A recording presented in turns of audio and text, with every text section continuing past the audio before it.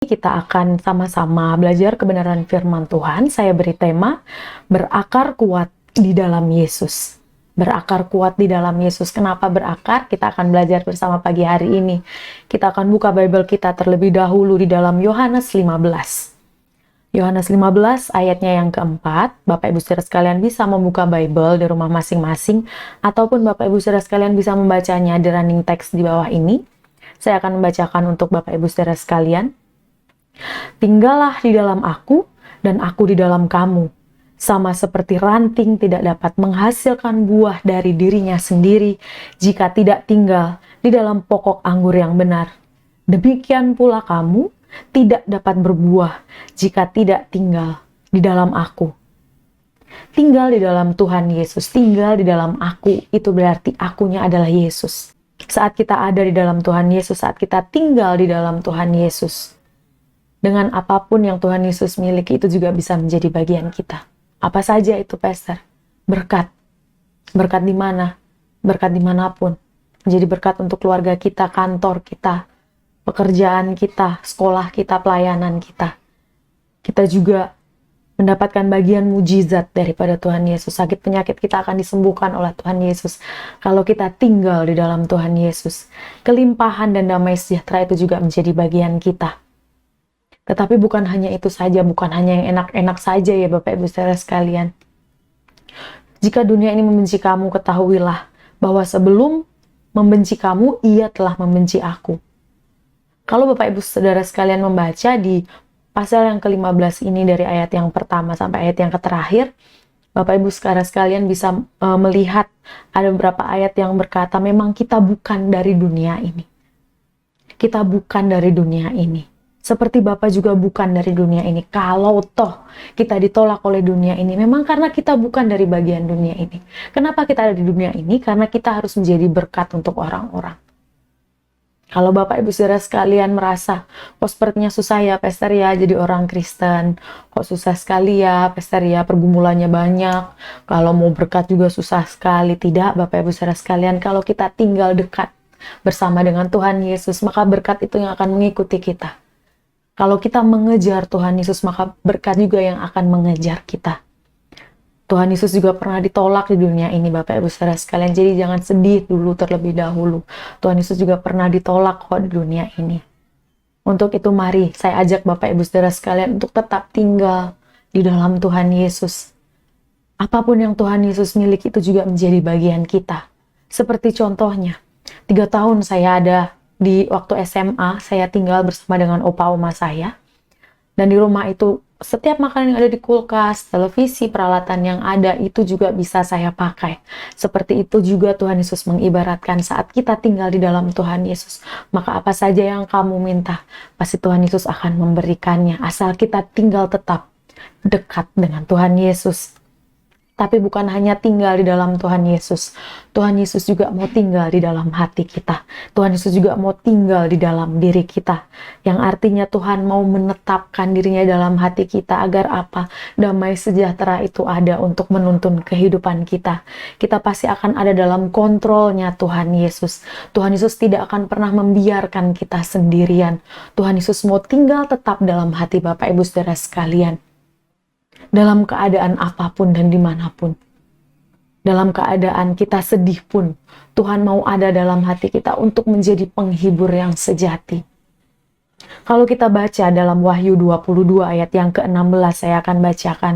Wahyu 22 ayat yang ke-16 berkata, Aku, Yesus, telah mengutus malaikatku untuk bersaksi kepadamu tentang semua ini bagi jemaat-jemaat. Yang perlu Bapak Ibu catat, akulah tunas. Aku itu Yesus, akulah tunas dan keturunan Daud, bintang fajar yang cemerlang. Kalau dalam King James Version ini berkata, I am the root. Root adalah akar, di mana Tuhan Yesus mengibaratkan aku adalah akar, aku adalah tunas, aku tunas itu. Mungkin Bapak Ibu Saudara sekalian yang suka bertani, menanam, berladang, menanam apapun yang dimulai dari tunas itu, kita pasti menanamnya dengan baik. Dan saat kita menanamnya dengan baik, akar itu akan berkualitas dan sangat kuat. Nah, Tuhan Yesus mengibaratkan dirinya sebagai akar. Aku ini loh, aku ini kuat.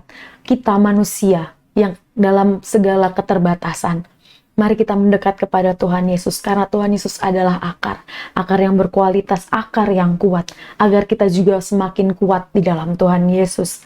Bapak Ibu Saudara, kalau yang pernah naik gunung ya, melihat ada pohon yang besar dengan akar yang besar. Kalau kita lihat Tuhan Yesus mengibaratkan seperti itu, ini loh aku akar, aku kuat, aku bisa bersama dengan kamu. Kalau kamu mau dekat denganku, kalau kamu mau tinggal di dalamku, ini loh aku akar. Saat Tuhan Yesus ada di dalam diri kita, dan kita ada di dalam Tuhan Yesus, maka kita akan seperti akar pohon yang besar itu, yang kuat berdiri teguh, walaupun angin ribut, goncangan banyak, permasalahan banyak, pergumulan banyak, memang goyah Bapak Ibu, tapi saat akar itu kuat, dia tidak akan mudah tercabut.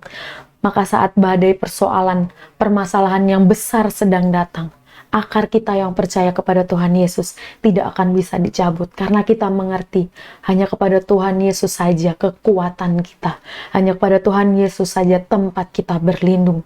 Saat akar kita kuat, maka kita tidak akan bisa dicabut. Akar iman kita tidak akan bisa dicabut.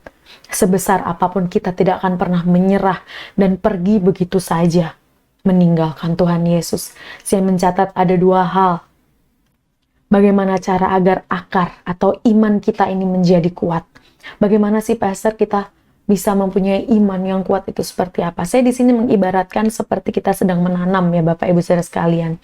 Kita akan buka dalam Yohanes 15. Yohanes 15 ayat yang ketiga. Ada 2 pasal yang akan kita baca. Yohanes 15 ayat yang ketiga, lalu kita nanti buka Ibrani 10 ayat yang ke-22. Kita yang pertama akan membaca Yohanes 15 ayat yang ketiga. Kamu memang sudah bersih karena firman yang telah kukatakan kepadamu. Sekali lagi, kamu memang sudah bersih karena firman yang telah kukatakan kepadamu. Lalu dalam Ibrani 10 ayat yang ke-22 berkata, marilah kita datang mendekat dengan hati yang tulus dan keyakinan iman yang penuh, karena hati kita telah bersih dari rasa bersalah dan tubuh kita telah dibasuh dengan air murni. Yang pertama Bapak Ibu Saudara sekalian, bagaimana cara agar akar atau iman kita itu kuat? Sebelum ada akar, kita pasti sudah melihat benih, ada tunas. Yang pertama, kalau kita mau menjadi akar yang kuat, kalau kita mau iman yang kuat, kita mau dibersihkan. Kita mau kembali dibentuk oleh Tuhan Yesus. Tidak ada kata terlambat Bapak Ibu Saudara sekalian. Pastor, tapi umur saya udah 40, tapi umur saya udah 50. Bagaimana saya bisa dibersihkan, Pastor? Tuhan Yesus bisa memakai segala hal untuk kembali membersihkan kita, karena dalam Tuhan Yesus tidak ada kata terlambat. Saat kita menanam, tunas itu pasti dibersihkan terlebih dahulu. Kalau kita mau menanam jeruk, itu pasti dibersihkan, ditaruh di tisu dulu, dikeringkan. Setelah kering, besok paginya kita tanam lagi. Atau buah mangga, dibersihkan terlebih dahulu. Kalau Bapak Ibu Saudara kalian bisa melihat di Google juga ada ya, bagaimana cara menanam pohon mangga dan berbagai macam tanaman-tanaman yang lain. Pasti itu dibersihkan terlebih dahulu. Seperti itu juga kita. Tuhan Yesus mau membersihkan kita kembali dari apa? Di Ibrani berkata, kita dibersihkan dari rasa bersalah. Mungkin kita selalu mengingat, saya dulu berdosa, Pastor, saya nggak layak, Pastor. Tuhan Yesus sudah mengampuni Bapak Ibu Saudara sekalian. Tuhan Yesus mau kembali membersihkan kita dan membentuk kita kembali. Agar kita apa? Agar kita bisa menjadi akar yang kuat, agar iman kita bisa berkualitas, agar akar iman kita ini berkualitas. Siapa yang bilang gak sakit dibentuk Tuhan Yesus? Sakit pasti sakit, tapi itulah proses. Bagaimana kita setia dalam setiap proses yang Tuhan Yesus izinkan terjadi dalam kehidupan kita.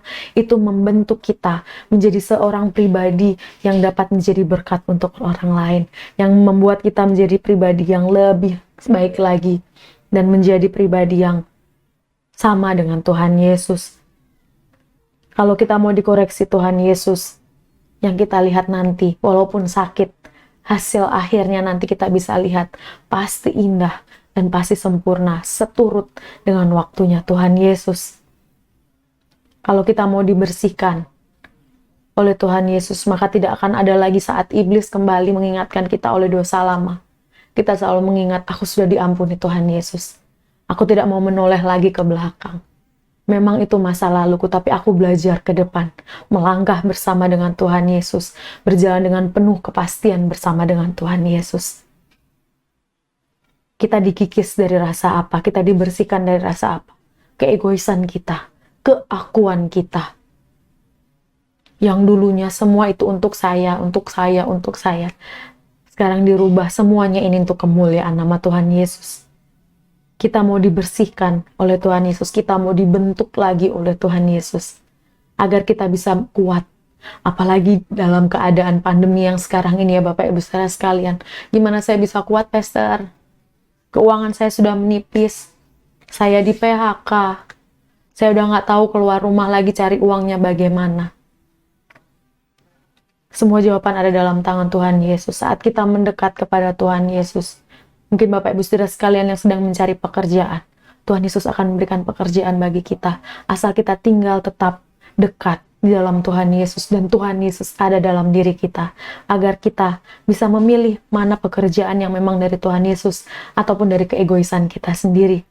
Tuhan Yesus mau membersihkan kita, agar kita kuat menghadapi segala persoalan kehidupan kita, dan kita bisa kuat bersama dengan Tuhan Yesus. Lalu yang kedua, bagaimana cara agar akar iman kita menjadi kuat? Dalam Yohanes 15 ayat yang ke-7, saya akan bacakan. Jika kamu tinggal di dalam aku, dan firman-Ku tinggal di dalam kamu, mintalah apa saja yang kamu inginkan. Hal-hal itu akan terjadi kepadamu.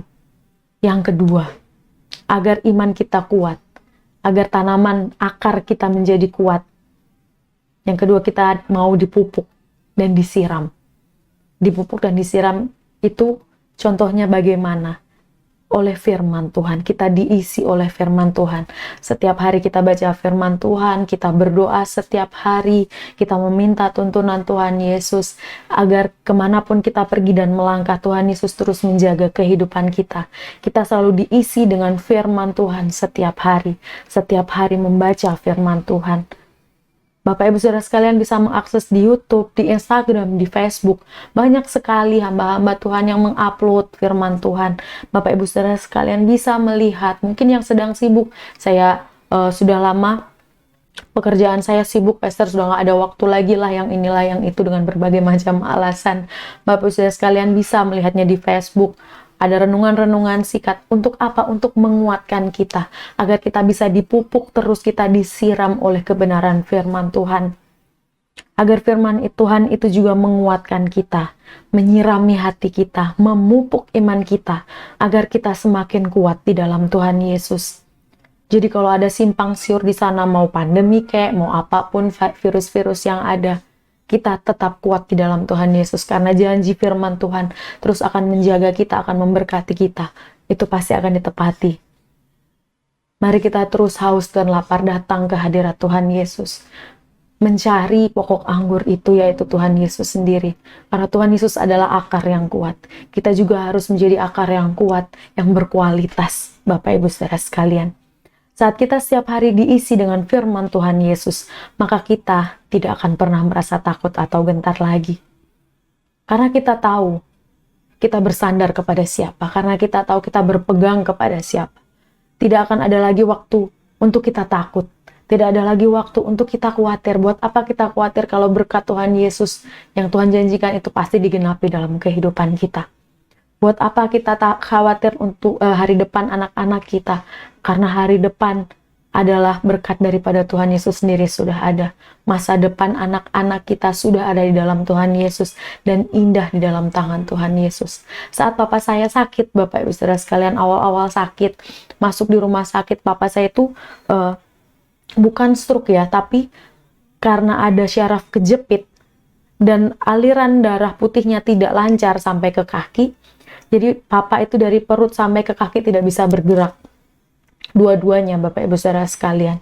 Nah, saat papa masuk rumah sakit, saya pulang ke Ponorogo, papa tuh tiba-tiba nangis dan bilang sama saya, papa tuh takut gimana masa depan kakak sama adik.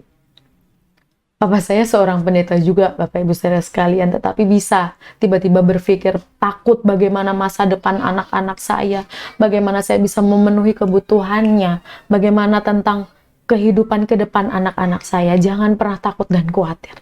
Saat anak-anak kita memang dari kecil kita sudah ajarkan untuk mendekat kepada Tuhan Yesus, maka Tuhan Yesus yang akan memimpin jalan setiap anak-anak kita, pertumbuhan anak-anak kita. Tidak usah khawatir, tidak usah takut akan masa depan anak-anak kita, karena masa depan anak-anak kita sudah di dalam tangan Tuhan Yesus, dan itu pasti digenapi dalam kehidupan kita. Dalam 1 Yohanes 2 ayat yang kelima, tetapi siapa yang memelihara firman-Nya, sesungguhnya kasih Elohim telah sempurna di dalam dia. Dengan ini kita mengetahui bahwa kita ada di dalam dia. Siapa yang memelihara firman-Nya? Tuhan, Elohim, telah sempurna di dalam dia. Kalau kita memelihara firman dalam hati kita, maka kasih Tuhan Yesus itu sempurna dalam kita. Dan kita tahu, kalau kita ada di dalam dia, dan dia ada di dalam kita. Saat kita setia pada firman Tuhan, memelihara perintah-perintahnya, kita pasti akan merasakan pemeliharaan Tuhan Yesus. Kita pasti akan merasakan penyertaan Tuhan Yesus itu nyata dalam kehidupan kita. Kalau saya bisa pikir kembali, kalau saya bisa lihat ke belakang lagi, penyertaan Tuhan Yesus itu sangat sempurna dalam kehidupan saya. Pertama saat saya merantau ke Jakarta, saya seorang diri. Kalau dibilang keluarga ada sepupu papa, tapi saya tidak terlalu dekat. Dan saya tidak pernah berkomunikasi juga, Bapak Ibu saudara sekalian. Saya benar-benar sendiri. Lalu saya minta kepada Tuhan Yesus, Tuhan aku mau pelayanan di mana? Saya tanya sama Tuhan Yesus. Lalu saya ditempatkan tiba-tiba di satu gereja, saya belajar melayani. Lalu saya juga dipertemukan dengan Pastor Verona beserta dengan istri. Di situ saya kembali dididik. Di situ saya kembali diajarkan untuk menjadi pribadi yang lebih baik lagi lewat mereka oleh Tuhan Yesus. Sampai saat ini Bapak Ibu saudara sekalian bisa melihat saya. Ini semua karena Tuhan Yesus. Penyertaan Tuhan Yesus nyata dalam kehidupan saya. Memang ada badai, memang ada gelombang saat kehidupan saya. Tapi saya yakin dan percaya saat saya kuat bersama dengan Tuhan Yesus, saya tidak akan, akar iman saya tidak akan bisa dicabut oleh berbagai macam gelombang dan badai. Saat kita setia kepada firman Tuhan Yesus, memelihara firman Tuhan Yesus dan perintah-perintahnya, kita tahu kalau penyertaan Tuhan Yesus itu nyata dalam kehidupan kita. Sama-sama kita katakan, penyertaan Tuhan Yesus nyata dalam kehidupan saya. Sekali lagi Bapak Ibu katakan, penyertaan Tuhan Yesus nyata dalam kehidupan saya. Mari, saya ajak Bapak Ibu saudara sekalian untuk tetap tinggal dekat dalam Tuhan Yesus. Dua hal ini Bapak Ibu. Yang pertama, kita mau dibersihkan dari segala masa lalu dosa kita. Kita mau kembali dibentuk oleh Tuhan Yesus menjadi seseorang pribadi yang lebih baik lagi. Agar apa? Agar kita bisa menjadi berkat untuk orang lain. Setelah kita dibersihkan dan dibentuk, lalu yang kedua kita dipupuk dan juga disiram. Kalau akar kita bagus, kita juga pasti akan berbuah lebat. Kita pasti akan menjadi berkat bagi orang di luar sana. Buah kita akan terasa manis. Setiap akar yang kuat, dia pasti akan menghasilkan buah yang berkualitas. Dia akan menghasilkan tanaman yang indah. Dan kita akan menjadi berkat untuk orang lain. Saat akar iman kita berkualitas, sudah pasti kita pasti menjadi berkat untuk orang lain di luar sana. Mari terus dekat kepada Tuhan Yesus dengan hati yang haus dan lapar akan firman-Nya. Karena di situ kita akan mendapati ada ketenangan, ada jawaban dari setiap persoalan kita. Saat kita sudah dibersihkan, saat kita sudah dipupuk, saat kita sudah disiram, hasilnya pasti berbuah lebat dan manis. Yohanes 15 ayat yang ke-16. Saya akan bacakan di ayat yang terakhir ini. Bukan kamu yang memilih aku, melainkan aku yang telah memilih kamu. Dan aku telah menetapkan kamu untuk pergi dan menghasilkan buah. Dan buahmu itu tinggal tetap. Sehingga apa saja yang kamu minta kepada Bapa dalam namaku, diberikannya kepadamu. Wow, ayat ini luar biasa ya Bapak Ibu. Mengingatkan kita kalau bukan kita yang memilih Tuhan, Tetapi dari awal, Tuhan Yesus sudah memilih kita. Untuk apa? Untuk menjadi buah, untuk menjadi berkat bagi orang lain. Saat apapun, saat kita sudah dekat tinggal, ada di dalam Tuhan Yesus. Apa saja yang kita minta kepada Bapa dalam nama Yesus, pasti akan diberikan kepada kita. Yang perlu kita ketahui, kalau Tuhan Yesuslah yang memilih kita dari awal. Dan kita adalah bibit-bibit unggulnya Tuhan Yesus. Bibit Tuhan Yesus tidak pernah gagal, Bapak Ibu saudara sekalian. Kita adalah bibit-bibit unggulnya asalkan kita mau dibersihkan, kita mau dibentuk, dan kita mau terus haus dan lapar akan kebenaran firman Tuhan. Tuhan Yesus tidak pernah salah memilih kita untuk menetapkan kita menjadi buah bagi orang lain. Bagi siapa?